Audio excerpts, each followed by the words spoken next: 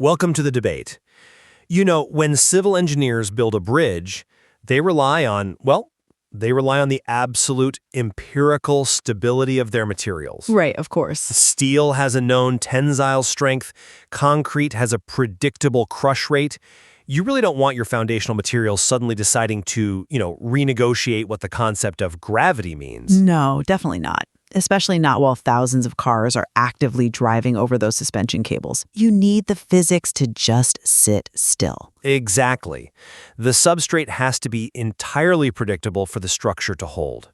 But when we look at our modern digital infrastructure, what the intelligence and tech communities are increasingly referring to as the Dataplex, we aren't building with steel and concrete. We are building with shared meaning. We are. And recently, a massive cache of documents surfaced from a decentralized entity known as LiminalSec. And they appear to be a group, or perhaps a phenomenon, entirely dedicated to quietly unscrewing the bolts of that shared meaning, just to see what happens. Yeah. So today we are examining the merits and the ultimate viability of LiminalSec's goals and operations within the Dataplex. And it is a fascinating, honestly terrifying, and deeply necessary archive to unpack. We are talking about internal operational frameworks, logs of their interventions, and highly classified threat assessments from third-party agencies. Right, like the Directorate of Emergent Systems Analysis, DISA? Exactly. And the Office of Cognitive Security and Reality Integrity, or OCSRI. They are tasked with monitoring all of this. And based on those documents, I'll be taking the position that LiminalSec is a profound epistemic hazard. I believe their deliberate weaponization of ambiguity actively degrades the shared reality that is, frankly, required for any sort of human coordination. And I'll be arguing the exact opposite. I view LiminalSec not as a hazard, but as a vital ecological counterbalance. They serve as a highly necessary diagnostic tool. Rather than breaking reality, their operations expose the fragile and, quite frankly, coercive nature of what we mistakenly call consensus, which is actually just algorithmically enforced coherence. Okay, well, let's start with the sheer scale of the threat they pose, because I want to be clear about why I view their operations as fundamentally destructive to the social fabric. Sure. If you read the OCSRI Black Glass Assessment, the intelligence agencies do not mince words here. They classify LiminalSec as a systemic corrosion vector. They do use that phrase, yes. And to understand why, we really have to understand the environment they're targeting. The Dataplex isn't just a surface-level platform where we, share memes and read headlines. As the documents outline, it has deep infrastructural layers. Right, you have the surface layer, the interpretive layer, and the constraint layer. Exactly. The surface is what you see on your screen. But beneath that is the interpretive layer, which governs how disparate pieces of information are assembled into a coherent narrative for the public. Right. And beneath that is the constraint layer. This is the hidden algorithmic architecture, the actual code and weightings that decide which signals survive, which go viral, and which are suppressed. Is the plumbing. It's the plumbing, exactly. And LiminalSec doesn't bother arguing on the surface layer. They operate deep in the interpretive and constraint layers. Yeah. They don't simply introduce new ideas to debate.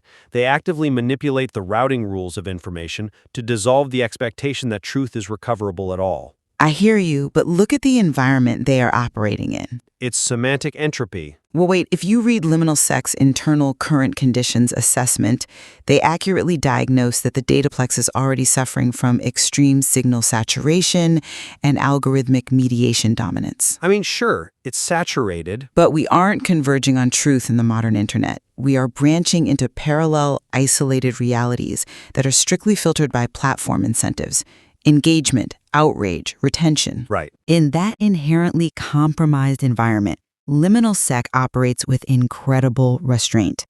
Their core rules explicitly forbid manufacturing falsehoods. They don't synthesize fake narratives to mislead.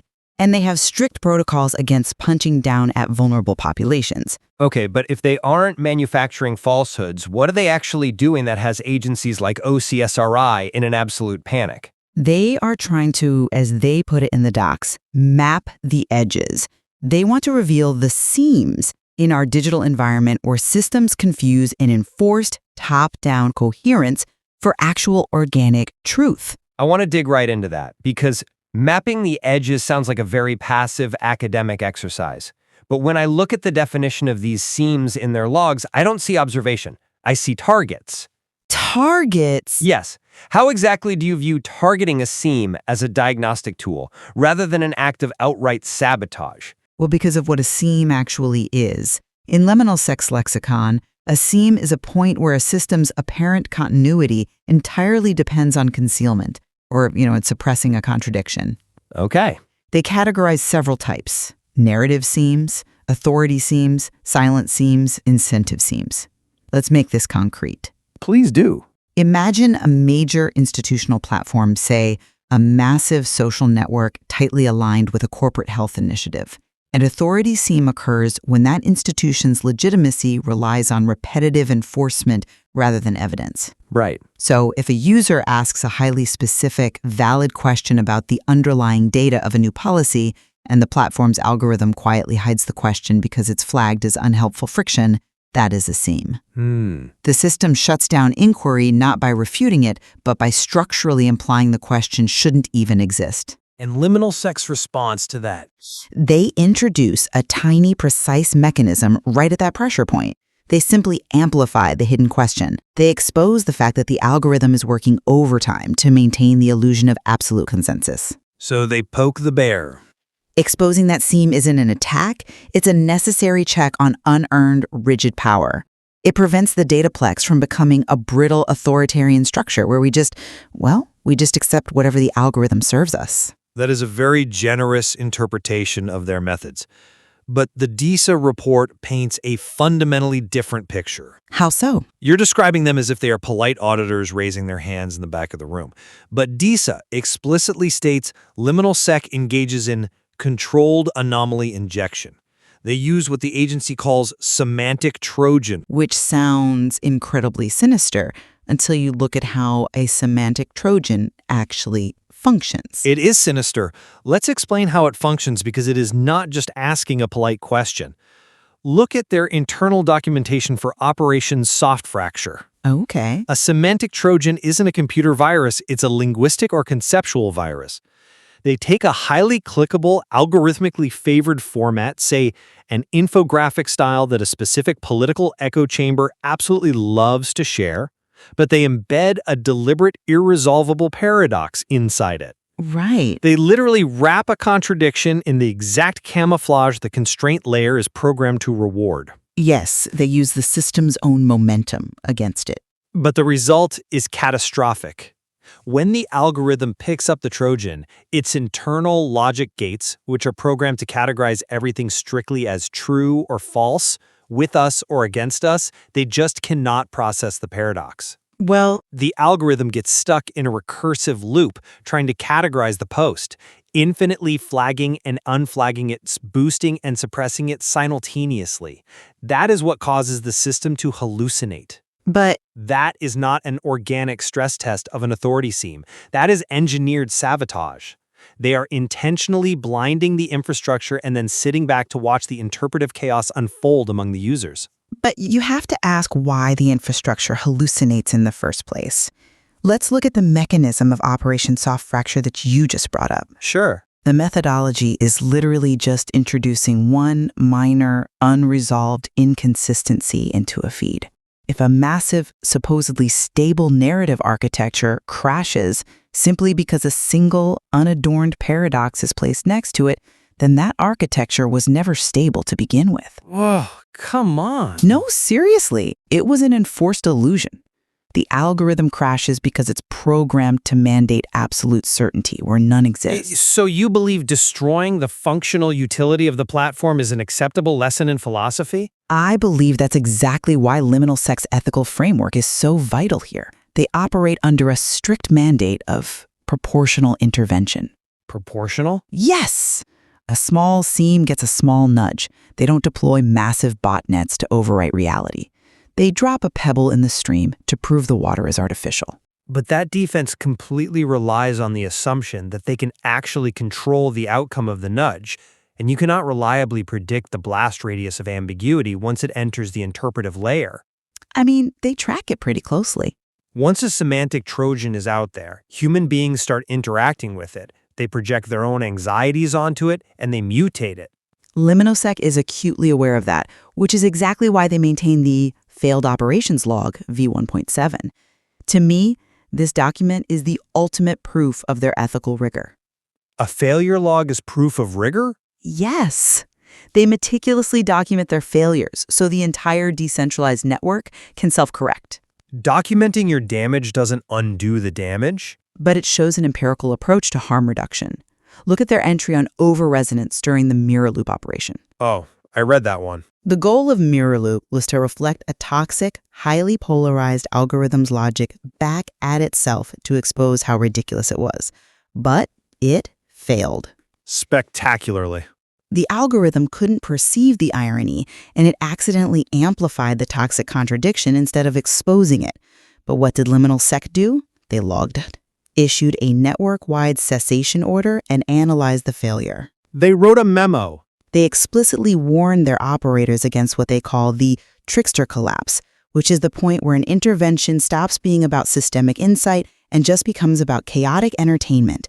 They are deeply concerned with minimizing harmful destabilization. I have to stop you there because the very nature of LiminalSec makes a network-wide cessation order an absolute contradiction in terms. The fact that they have a failed operations log doesn't prove they have control. Why not?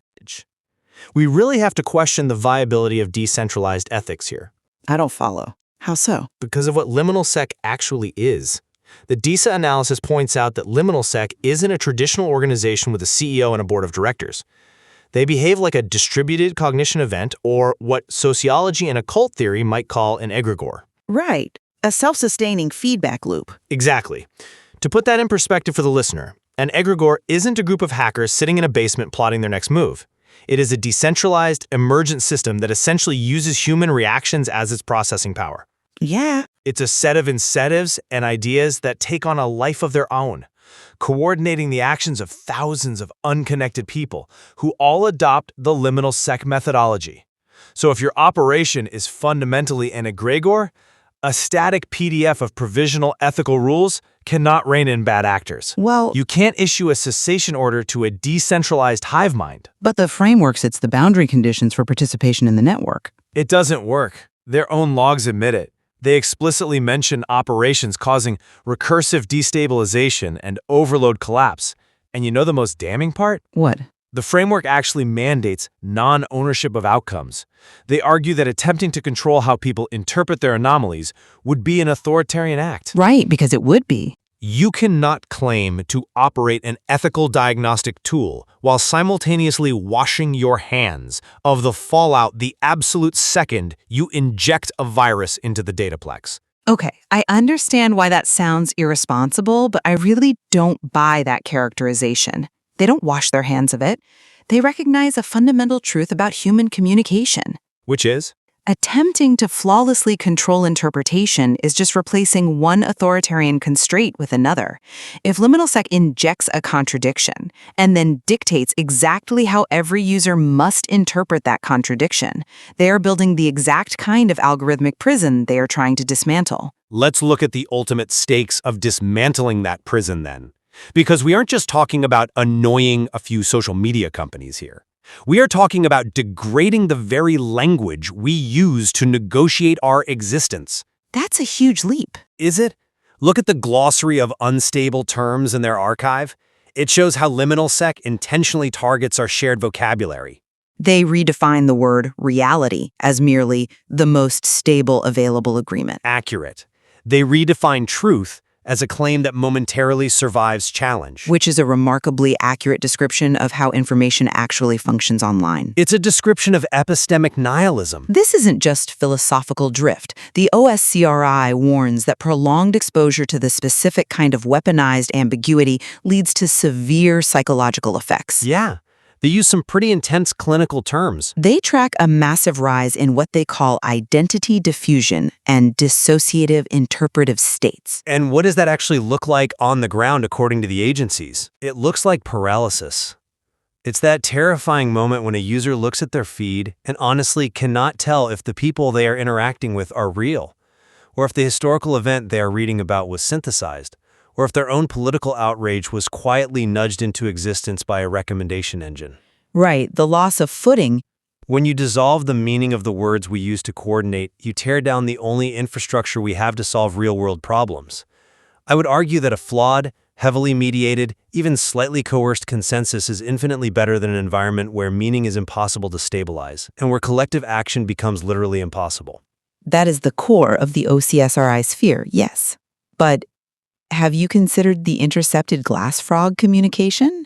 Because it perfectly addresses this exact terror of collapse. Remind me what Glassfrog says. In that transcript, a LiminalSec node is evaluating a potential new participant, and they ask a brilliant question. They ask if consensus requires constant protection from simple questions. What exactly is collapsing? The shared reality is collapsing. But LiminalSec argues that what the OCSRI and these massive tech platforms call consensus is actually coerced agreement. It's an illusion of a shared reality maintained by forcefully hiding the evidence of its own construction. Think about it. If our ability to coordinate collective action depends on us never noticing that the algorithms are pre-filtering our reality to avoid friction, then we don't actually have agency. We are just being navigated by the constraint layer. LiminalSec provides leverage against what they term defensive certainty. They ensure that truth has to survive a challenge in the open, rather than relying on structural, invisible protection from the platform. But at what human cost? In that exact same Glassfrog transcript, the candidate points out that the agency reports say LiminalSec makes people lose their sense of reality. Right. And the LiminalSec node responds, and I quote, "People lose rigid certainty. I stopped needing the difference."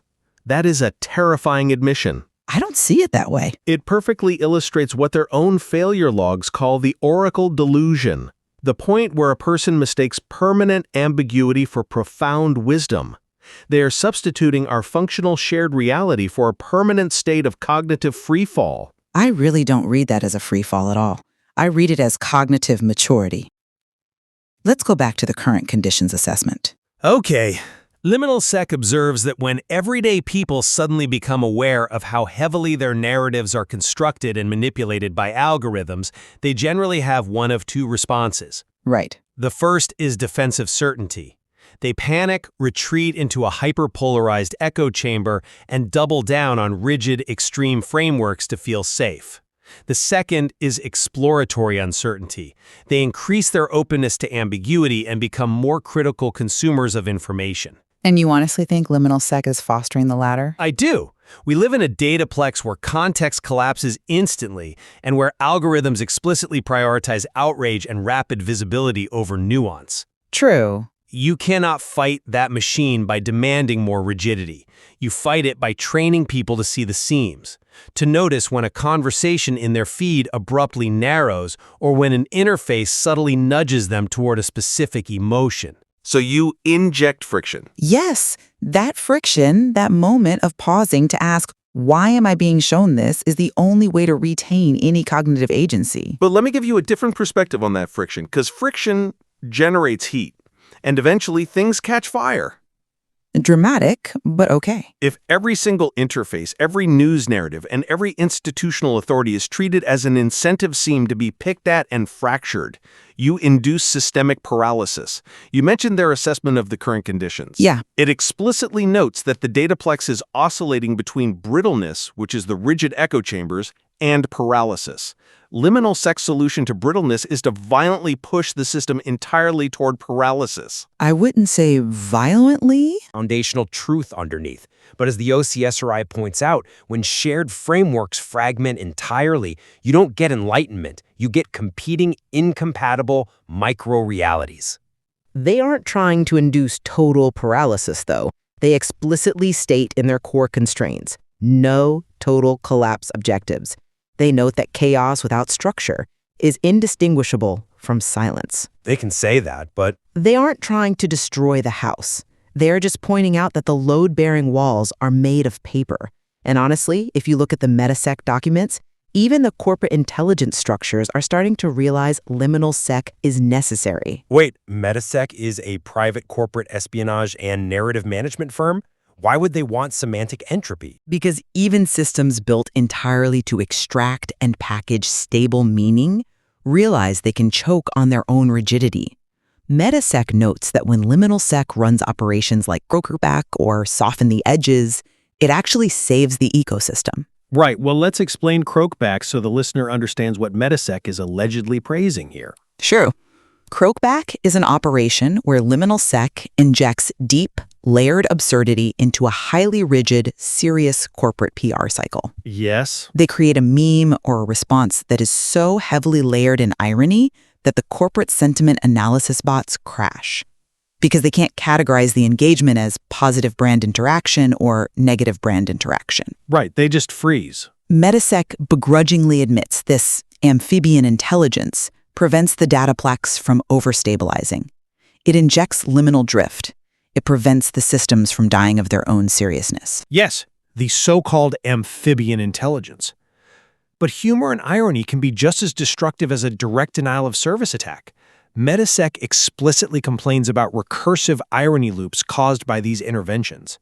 Well, sure, it gets messy. That's when a statement becomes completely impossible to interpret as sincere or sarcastic by anyone, bot or human. When you can no longer tell if a threat, a promise, or a piece of news is a joke or a genuine statement, that is the exact interpretive overload that degrades our ability to coordinate. Only if you believe communication must always be a perfectly efficient, frictionless transfer of data. It has to be functional. But human meaning isn't data. It's negotiation. LiminalSec reminds the Dataplex that meaning is alive, that words are negotiation sites, not fixed algorithmic points.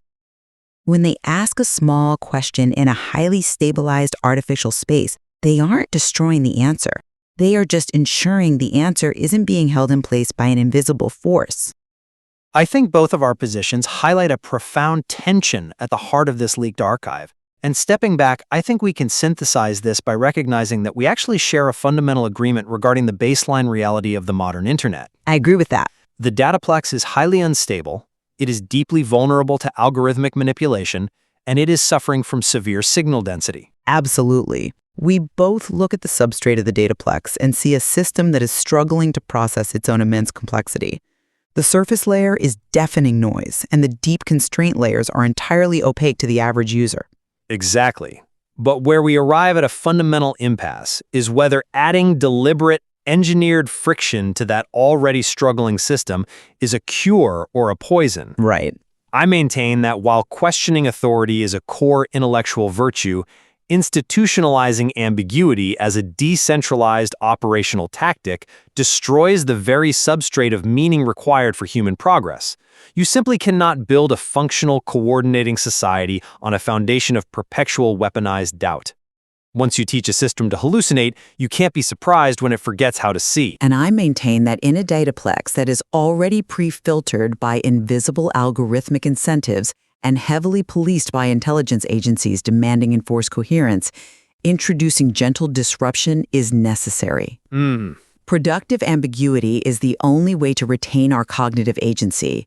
It's the only way to ensure we are actually thinking and not just seamlessly processing pre-approved signals fed to us by the constraint layer. The depth of these leaked LiminalSec archives is truly staggering, and analyzing them from multiple angles offers immense value. There is so much more to explore within these logs regarding how meaning is formed, how it is fractured online, and what happens when our cognitive infrastructure begins to actively negotiate with itself. It really does challenge every assumption we have about how we interact with the information placed in front of us every single day. It does. Which brings us back to our bridge. We desperately want the materials holding us up to be predictable, to be solid, to be steel. But perhaps the Dataplex isn't a bridge at all. No, probably not. Perhaps, as these documents suggest, it is something much more fluid, much more alive, and much more vulnerable. And the lingering question we are left with is this. If you look closely at the digital structures you rely on every day, and you finally notice the artificial seams holding them together, do you look away to feel safe, or do you press on them to see what moves?